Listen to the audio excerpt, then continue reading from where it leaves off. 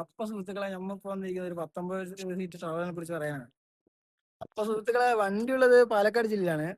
വണ്ടി പാർക്കിംഗ് ചെയ്തിരിക്കുന്നത് പാലക്കാട് കിനാശ്ശേരി ഭാഗത്താണ്.